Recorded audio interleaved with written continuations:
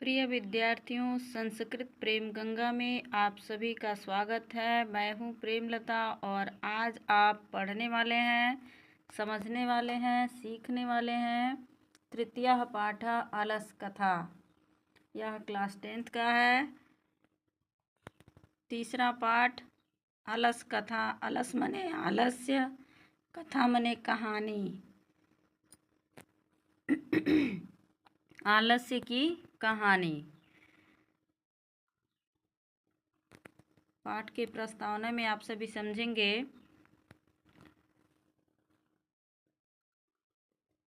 अयं पाठः विद्यापतिकृतस्य कथाग्रन्थस्य पुरुषपरिच्छेति नामकस्य अंशविशेषो वर्तते। यह पाठ विद्यापति के द्वारा कथाग्रंथ पुरुष परीक्षा नामक कथा ग्रंथ का अंश विशेष है। पुरुष परीक्षा सरल संस्कृत भाषायां कथारूपेण विभिन्नानां मानवगुणानां महत्त्वं वर्णयति। पुरुष परीक्षा जो कथा संग्रह है वह संस्कृत सरल भाषा में है और कथा के रूप में मनुष्य के विभिन्न गुणों के महत्व का वर्णन किया गया है। दोषाणां च निराकरणाय शिक्षां ददाति, और उनके दोषों के निराकरण के लिए यानी दूर करने के लिए शिक्षा दी गई है। विद्यापति लोकप्रिय मैथिली कवि आसीत्। विद्यापति लोकप्रिय मैथिली कवि है। अपि च बहूनां संस्कृतग्रन्थानां निर्मातापि विद्यापतिरासीत् इति तस्य विशिष्टता। संस्कृतविषये अपि प्रभुता अस्ति। और भी बहुत सारे संस्कृत के ग्रंथ की रचना विद्यापति जी किए हैं। इति इस प्रकार से उनकी विशिष्टता संस्कृत विषय में भी महत्वपूर्ण है। प्रस्तुत पाठे अलस्य नामकस्य दोषस्य निरूपणे व्यंग्यात्मिका कथा प्रस्तुता विद्यते। प्रस्तुत पाठ में आलस्य नाम के दोष का निरूपण, चित्रण व्यंग्यात्मक कथा के रूप में प्रस्तुत है, यानी व्यंग्यात्मक रूप से इसमें वर्णन किया गया है। नीतिकारः आलस्यं रिपुरूपं मन्यन्ते, यानी नीतिकार आलस्य को शत्रु के रूप में मानते हैं। बच्चों ध्यान से समझना है। प्रश्न किस प्रकार से बनता है। पहला प्रश्न बनेगा कि विद्यापति ने किस ग्रंथ की रचना की। तो विद्यापति जिस कथा ग्रंथ की रचना की उसका नाम है पुरुष परीक्षा। ठीक है। पुरुष परीक्षा किस भाषा में थी। तो पुरुष परीक्षा सरल संस्कृत भाषा में थी। उसके बाद से प्रश्न बन सकता है कि पुरुष परीक्षा नामक कथा में किसके गुणों का वर्णन है। तो पुरुष परीक्षा नामक संस्कृत भाषा के कथा संग्रह में मानव के गुणों का वर्णन है। या फिर पुरुष परीक्षा नामक कथा संग्रह में किसके दोषों के निराकरण की शिक्षा दी गई है। तो मनुष्य के दोषों के निराकरण की शिक्षा दी गई है। विद्यापति कौन थे। तो विद्यापति लोकप्रिय मैथिली कवि थे। या एक प्रश्न का उत्तर तो ये भी हो सकता है। यहाँ एक प्रश्न और बन सकता है कि अलस कथा नामक पाठ की रचना किसने की। तो विद्यापति मैथिली कवि विद्यापति ने की। अपि च बहुनां संस्कृत ग्रंथानां निर्मातापि विद्यापति आसीत्, यानी उन्होंने किस किस भाषा में ग्रंथ की रचना की है। तो यहाँ आप लिख सकते हैं, बता सकते हैं कि मैथिली कवि विद्यापति मैथिली में भी रचना किए हैं और संस्कृत भाषा में भी रचना किए हैं और अवहट्ट में भी किए हैं। ठीक है। अलस्य कथा नामक पाठ में किसका चित्रण किया गया है। तो आप इसमें आराम से लिख सकते हैं कि आलस्य नामकस्य दोष रूपेण निरूपणे, तो यानी कि प्रस्तुत पाठ में अलस कथा में आलस्य, मनुष्य के आलस्य रूपी दोष का वर्णन किया गया है। या ऐसे भी प्रश्न पूछ सकता है कि अलस कथा किस प्रकार की कथा है? क्या यह व्यंग्यात्मक है, क्या यह हास्यात्मक है, क्या संवादात्मक है, क्या निबंधात्मक है? तो यह आपका होगा व्यंग्यात्मक, क्योंकि व्यंग करके यह कथा लिखा गया है। नीतिकार किसको अपना शत्रु मानते हैं? तो नीतिकार आलस्य को अपना शत्रु मानते हैं। पाठ का प्रस्तावना यानी कि भूमिका आप लोग समझ गए। आगे बढ़ते हैं।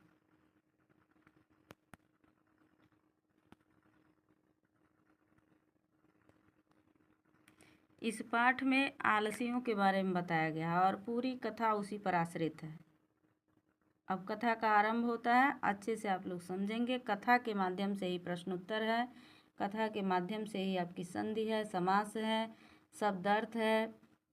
संधि के माध्यम से ही सारे प्रश्नों के गद्यांश के माध्यम से ही सारे प्रश्नों का उत्तर है। कहानी सुनिए और पढ़ते हुए बोल करके समझिए।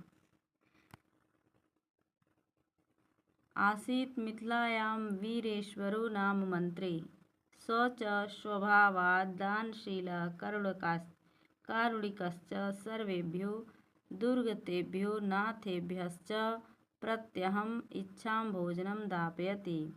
तन्मध्ये अलसेभ्यो अन्नवस्त्रे दापयति। यतः अर्थ क्या होगा? कह रहा है मिथिला में वीरेश्वर नाम का मंत्री था।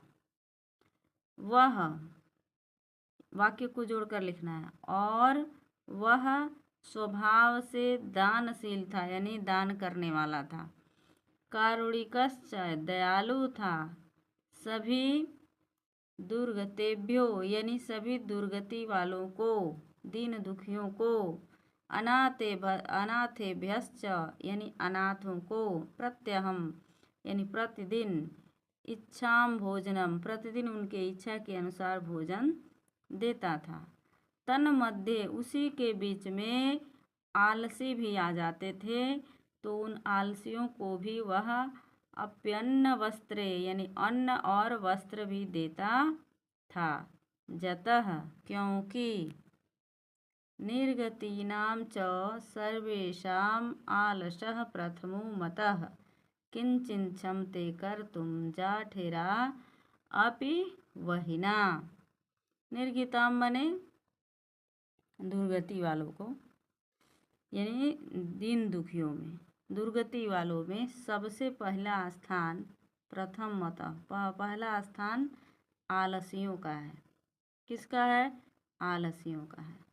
क्योंकि क्षमते कर्तुम जाठरेणा अपि वहिना, वहिना माने आग, लेकिन यहाँ पर जठरेण का आग है, यानी उदर की आग, पेट की भूख। पेट में भूख भले ही लगी हो, किंतु वह कार्य करना नहीं चाहते हैं। इसलिए जब भी आप किसी की मदद करें तो उसमें सबसे पहले आलसियों की मदद करें, ऐसा किसका मानना था? मिथिला के वीरेश्वर मंत्री का मानना था। आगे देखिए क्या है।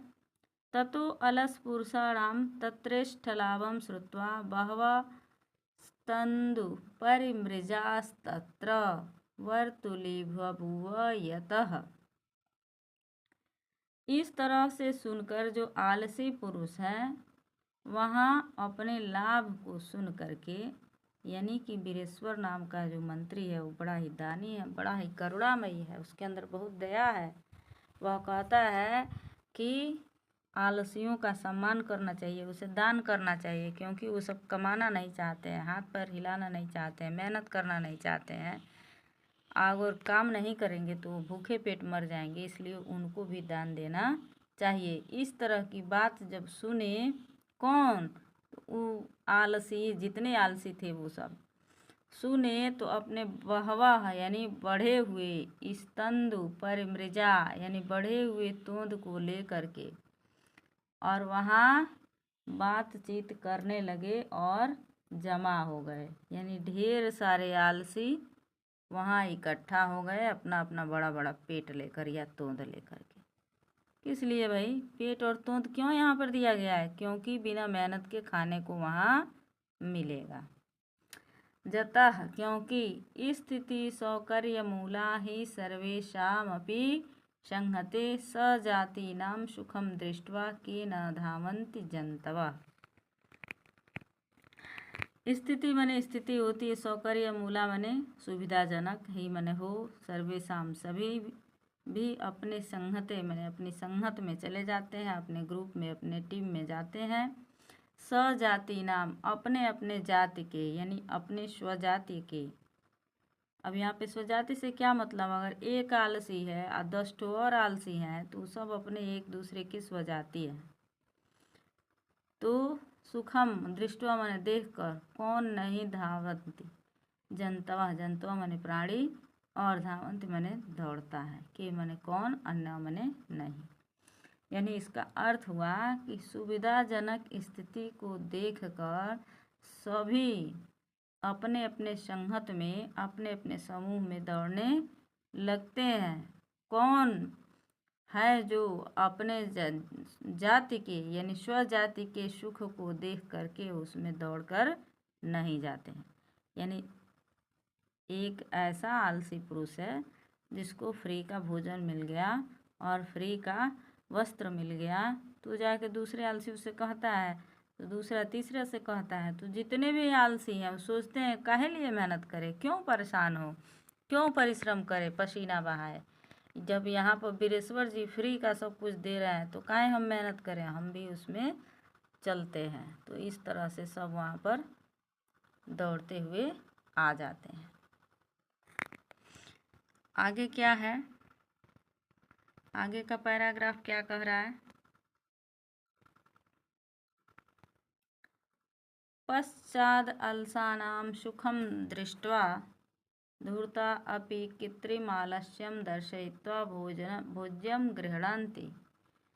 तदनन्तरम् अलसं शालायां बहुद्रव्यव्ययं दृष्ट्वा तन्नियोगी पुरुषैः परामृष्टं यदं बुद्धया कर्णया केवलम् अलसेभ्यः स्वामी वस्तूनि दापयति, कपटेन अलसा अपि गृह्णन्ति इत्यस्माकं प्रमादः यदि भवति तदा लसपुरुषाणां परीक्षां कुरु इति परामृश्य प्रसुप्तेषु अलसशालायां तन्नियोगी पुरुषाः वह्नि दापयित्वा निरूपयामासु।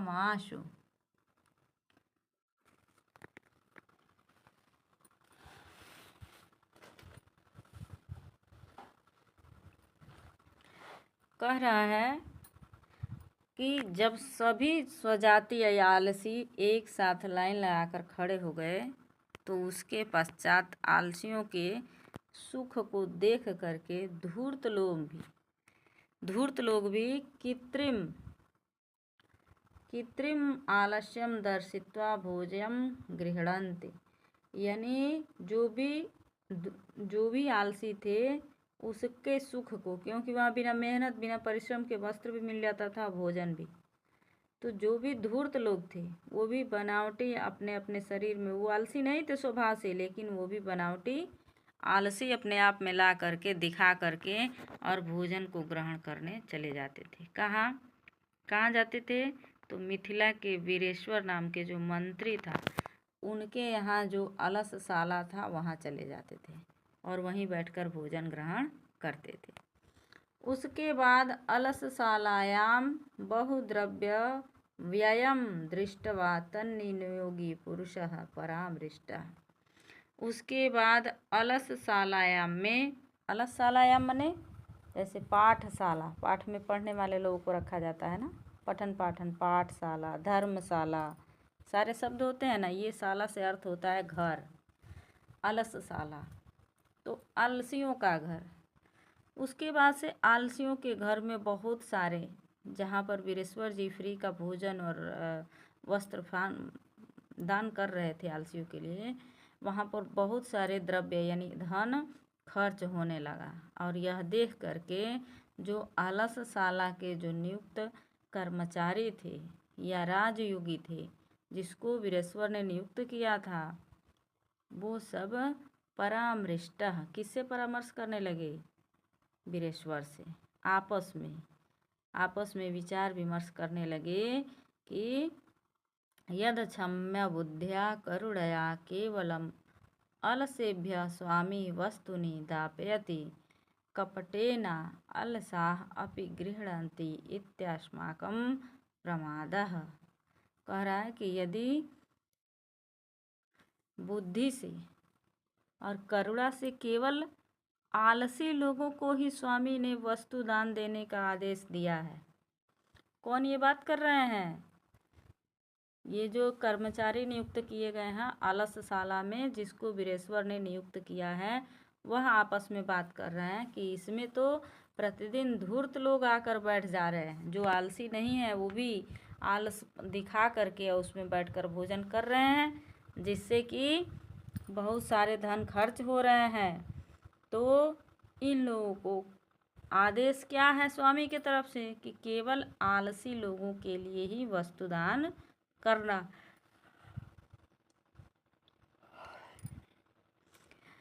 कपटी आलसियों भी इसमें आ कर के और बैठ जा रहे हैं, जिससे क्या हो रहा है कि खर्च बढ़ जा रहा है। तो आपस में विचार विमर्श कर रहे हैं। यदि भवती तद अलस पुरुषाणाम परीक्षा कुर्मो इति परामृश्य प्रसुप्तेषु अलसशालायां तन्नियोगी पुरुषाः वह्निं दापयित्वा निरूपयामाशु। यदि आलस्य पुरुषों की परीक्षा के लिए करनी चाहिए, और इस पर विचार करते हुए उन्होंने क्या किया? जो भी नियोगी पुरुष थे सोए हुए अवस्था में, जो अलसशाला में सभी आलसी सो रहे थे, तो उन्होंने उसमें आग लगा दी। ठीक है, तो यहाँ से भी प्रश्न पूछता है, बहुत सारे प्रश्न पूछे जाते हैं। पहले तो ये आता है कि कितने आलसी थे, तो मुख्यतः आलसी 4 थे, अभी आएगा वह भी। और अलसशाला में आग किसने लगाया? तो अलसशाला में आग नियोगी पुरुषों ने या राजपुरुषों ने, या फिर यह भी आता है अलसशाला के द्वारा नियुक्त किए गए कर्मचारियों ने लगाया। आग कब लगाई गई? तो आग जब सब सो रहे थे। कौन सो रहे थे? आलसी। जब सब आलसी सो रहे थे तब आग लगाई गई। आग क्यों लगाई गई? तो असली आलसियों की परीक्षा करने के लिए आग लगाई गई। चलो अब बढ़ते हैं हम अगले पैराग्राफ की तरफ। अगला पैराग्राफ क्या है? ततो गृहलग्नं प्रवृद्धमग्नि दृष्ट्वा धूर्ता सर्वे पलायिता पश्चाद इदलसा अपि पलायिता। यानी उसके बाद घर में लगे प्रवृद्धमग्नि, बढ़ते हुए आग को देखकर, दृष्टवा माने देखकर, धूर्ता सर्वे पलायिता, पलायिता माने भाग गए, सर्वे माने सभी, धूर्ता माने धूर्त लोग, दुष्ट लोग, दृष्टवा माने देखकर। कह रहा है कि उसके बाद घर में लगे हुए बढ़ते हुए आग को देखकर सभी धूर्त भाग गए। पश्चात दिस अलसा अपि पलायिता, उसके बाद जो आलसी थे, जो बचे खुचे आलसी थे, वह भी पलायन कर गए, यानी वह भी भाग गए। चत्वार पुरुषा अस्तत्र सुप्ता परस्परम आलपन्ति। 4 पुरुष थे, वह सोए हुए आपस में बात कर रहे थे। वो सोए हुए थे और वो आपस में बात कर रहे थे। क्या कर रहे थे बात? एकेन वस्त्रावृतमुखो न उक्तम अहो कथमयम कोलाहलः। एक ने कहा, किस अवस्था में था? वस्त्र को अपने मुख से पूरी तरह ढका हुआ था। आकलन करो कि ये एक घर है, ठीक है, एक घर है और इस घर में आग लग गई है और आग लगी है और आग लगने के बाद से इसमें से ऐसे ऐसे आग का टुकड़ा जगह जगह से जल के गिर रहा है। तो जितने भी सोए हुए थे वो सब आलसी, वो जो धूर्त थे, बनावटी थे, वो सब भाग गए, ठीक है। लेकिन उसमें भी जो आलसी थे, धूर्त के बाद से जो बचे खुचे आलसी थे वो भी भाग गए, लेकिन जो 4 ठो थे वो नहीं भागे। 1 2 3 और 4 ये नहीं भागे, इसी में सोए हुए हैं, ठीक है। चित्र छोटा हो रहा है, इसी में सोए हुए हैं। उसमें से 1 नंबर वाला जो है वो क्या कह रहा है? 1 नंबर वाला कह रहा है, अहो कथमयम कोलाहलम, अरे कैसा शोरगुल है, अरे कैसा शोरगुल है। शोरगुल समझते हो ना, यानी कैसा हल्ला हो रहा है, ठीक है।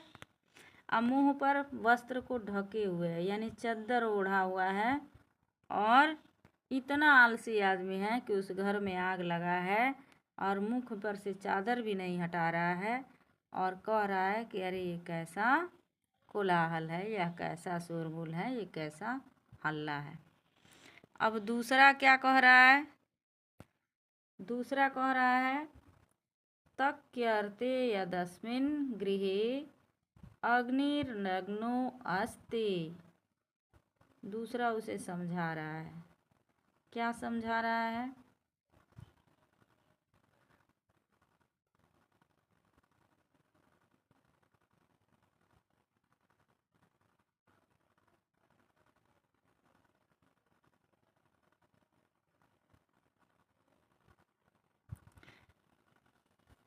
कि लग रहा है कि इस घर में आग लगा है। दूसरे नंबर का क्या कह रहा है? कि लगता है कि इस घर में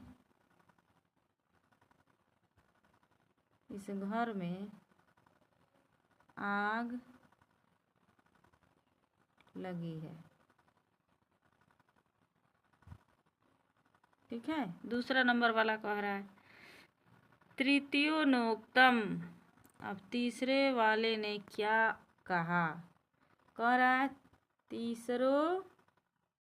तृतीयो नोक्तम, यानी तृतीय ने क्या कहा।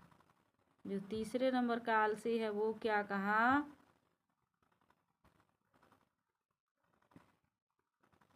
वो आप आगे देखिए पैराग्राफ में। कोपि तथा धार्मिको नास्ति, यानी कोई भी धार्मिक नहीं है। कह रहा है कोई भी धार्मिक नहीं है। यम इदानीम जलाद्रैर्व आशोभि कटैर्वास्मान प्रावृणोति, जो हमें कंबल से भीगे वस्त्र को डालकर हमारे ऊपर फेंक दे। अब सोच लो बच्चों, उन आलसियों के बारे में सोच कर देखो। जिस घर में आग लगी हो, एक मुंह पे ढक के सोया है, दूसरा कह रहा है सोए सोए ही कि लग रहा है इस घर में आग लग गई है, और तीसरा है वो सोते सोते क्या कह रहा है कि ऐसा कोई धार्मिक व्यक्ति नहीं है, ऐसा कोई दयालु नहीं है कि जो हमारे शरीर पे कोई कंबल भिगो करके हमारे ऊपर डाल दे। चौथे आलसी के पास आप पहुंचिए, क्या बात है चौथे की। चौथा क्या कह रहा है?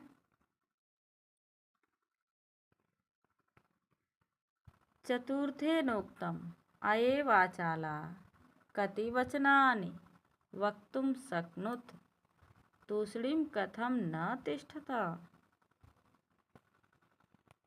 अब चौथे ने कहा कि अरे वाचालो, वाचाल माने जो बहुत अधिक बातचीत करते हैं। अपने यहाँ लोग कहते हैं का गप लड़ावता लोग, हाँ क्या गप लड़ा रहे हो, गपकारू अपने यहाँ लोग कहते हैं, वही वाचाल। वाचाल का अर्थ हुआ बहुत बोलने वाले। अये वाचाला यानी अरे बात करने वाले, अरे वाचालो कति वचनानि वक्तुम शक्नुत, कितनी बातचीत करते हो। तूष्णीम कथम न तिष्ठता, तुम लोग चुप नहीं रह सकते, चुप रह के नहीं बैठ सकते। चौथा आलसी है। बच्चों आप लोग अच्छे से अब इन आलसियों के बारे में समझ गए होंगे। अब आगे क्या हो रहा है उसे देखिए। ततश्चतुर्णामपि तेषामेव परस्परालापं श्रुत्वा वह्निं च प्रविद्धेम मेषा उपरि पतिष्यन्तः दृष्ट्वा नियोगी पुरुषैर्वधभयेन चत्वारोऽप्य अलसाः केशवा वास्कृष्य गृहीत्वा गृहात् बहिकृता पाश्चात् न लोक्य तैर्नियोगिभिः पठितवा। यहाँ कह रहा है कि इस तरह से चारों की बातों के परस्पर बातचीत को सुनकर और बढ़ते हुए, प्रवृद्धम माने बढ़ते हुए, और उसके ऊपर पतिष्यन्ति माने गिरते हुए, क्या अग्नि, चारों की परस्पर वार्तालाप को सुनकर और बढ़ते हुए अग्नि को उसके ऊपर गिरते हुए देखकर जो नियोगी पुरुष थे, जो नियुक्त कर्मचारी थे अलसशाला के, वह उन चारों के वध के भय से यानी उनकी कहीं हत्या न हो जाए इस डर से, क्योंकि वो अग्नि में से निकलेंगे नहीं तो वो जल जाएंगे ना, जल जाएंगे तो वध हो जाएगा, हत्या का दोष लगेगा। किसको लगेगा? कर्मचारियों को, क्योंकि ये लोग परीक्षा ले रहे हैं। तो कहीं ये मर न जाए इस डर से चारों आलसियों को, चत्वारोप्यालसा यानी चारों आलसियों को, केशवा वास्कृष्य गृहीत्वा केश पकड़कर, केश मने हेयर, आपके बाल, सिर के ऊपर जो बाल है उस बाल को पकड़कर, गृहीत्वा गृहात् बहिकृता घर से बाहर निकाला गया, घर से बाहर किया गया। अच्छे से समझ लो बच्चों ये चारों आलसियों को। पहले ने कहा अरे यह कैसा शोरगुल है, दूसरे ने कहा लगता है घर में आग लग गई है, तीसरे ने कहा कि कोई ऐसा धार्मिक व्यक्ति नहीं है जो हमारे ऊपर भीगा हुआ कंबल डाल सके, और चौथे ने कहा अरे वाचालो तुम लोग कितना बातचीत करते हो, थोड़ा चुप नहीं बैठ सकते। ये चार वाचाल जब आपस में बात कर रहे थे, चारों आलसी, तो इन चारों की बात को सुन करके जो अलसशाला के नियुक्त कर्मचारी हैं वह क्या किए, इन चारों के बाल को पकड़ करके, केस को पकड़ करके खींच करके घर से बाहर किए।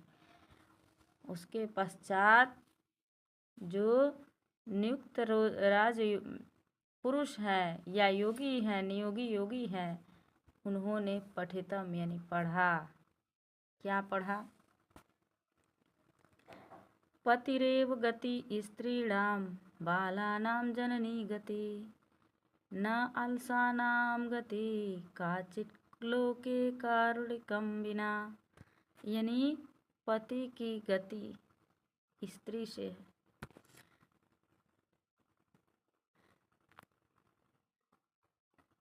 माफ कीजिएगा, यहाँ स्त्री की गति पति से है, यानी स्त्री की रक्षा कौन करता है? पति करता है। और बाला नाम जननी गति, बालकों की जननी कौन है? माता, और माता ही उसकी रक्षक होती है। गति से अर्थ यहाँ पे रक्षक से है, ठीक है। नालांसानां गति काचिल्लोके। काचिल्लोके माने कोई, लोके माने संसार में, जगत में, विश्व में। आलसियों की गति विश्व में न माने नहीं है, किसके बिना? कारुणिकम के बिना, यानी दयालुओं के बिना इस संसार में कहीं नहीं है। सीधा सा अर्थ समझिए, स्त्रियों की रक्षक, स्त्रियों का रक्षक उनका पति होता है और बालकों का रक्षक उसकी माँ होती है, और जो आलसी हैं उनके रक्षक दयावान और करुणामयी लोग होते हैं, अन्यथा उनका उस संसार में कोई नहीं होता है। नीचे की लाइन में लिख रहे हैं, पश्चातेषु चतुर्वर्लसेषु ततो अप्यधिकतरं वस्तुं मंत्रिं दापयामास। इसके पश्चात उन चारों आलसियों को उससे कहीं अधिक वस्तु मंत्री ने दान देकर भेजा। यह था पूरे पाठ का सारांश। वीडियो बड़ी हो जा रही है, इसलिए मेरा प्रयास है कि इस बार मैं शब्दार्थ, संधि विच्छेद और समास के लिए अलग पार्ट बना के डाल दूं। फिलहाल आप लोग इस पाठ से क्या सीखें, इस पाठ से आपको क्या शिक्षा मिलती है, कमेंट करके आप लोग ज़रूर बताएंगे।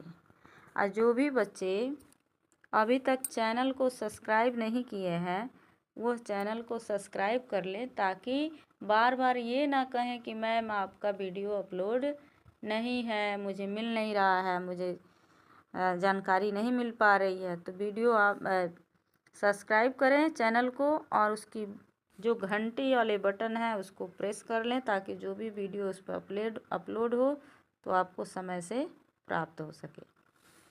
ठीक है, और बिल्कुल ही इस कार्य में आलस्य नहीं दिखाना है। ठीक है, क्योंकि आलसी किसे कहा गया है? जो किसी काम को अभी करने की जगह आज पर टाल देते हैं, और आज का काम कल पर टाल देते हैं, और कल का काम परसों पर टाल देते हैं। यह काम करते भी हैं तो पूरे मन से नहीं करते हैं, उन्हें ही आलसी कहा गया है। और मुख्यतः बात यह है कि यह पाठ दिया क्यों गया है आपके सिलेबस में। इस पाठ को सिलेबस में आपके पाठ्यक्रम में रखने का मुख्य उद्देश्य भी यही है कि जब 9th-10th में बच्चे आते हैं तो वो किशोरावस्था में रहते हैं, और वह पढ़ने लिखने के अतिरिक्त तो अन्य सभी कार्यों में मस्त रहते हैं, मगन रहते हैं, सिवाय पढ़ाई लिखाई के। सभी बच्चे नहीं, कुछ कुछ बच्चे। ठीक है, और लगभग वो आलस्य किस में दिखाते हैं? तो पढ़ाई लिखाई में। तो यह पाठ उसमें यह संदेश देने का कार्य करता है कि यह जो उम्र है आपके सिलेबस में डिसाइड करता है कि आपके अंदर आलस्य नहीं होनी चाहिए। आप आलस्य का त्याग करें और अपने जीवन का अच्छे से निर्माण करें। तो पाठ यहीं पे आपका समाप्त होता है। आज के लिए बस इतना ही। मिलते हैं नए वीडियो में, यानी इसके शब्दार्थ, संधि, समास के साथ तथा प्रश्न उत्तर के साथ। तब तक के लिए धन्यवाद।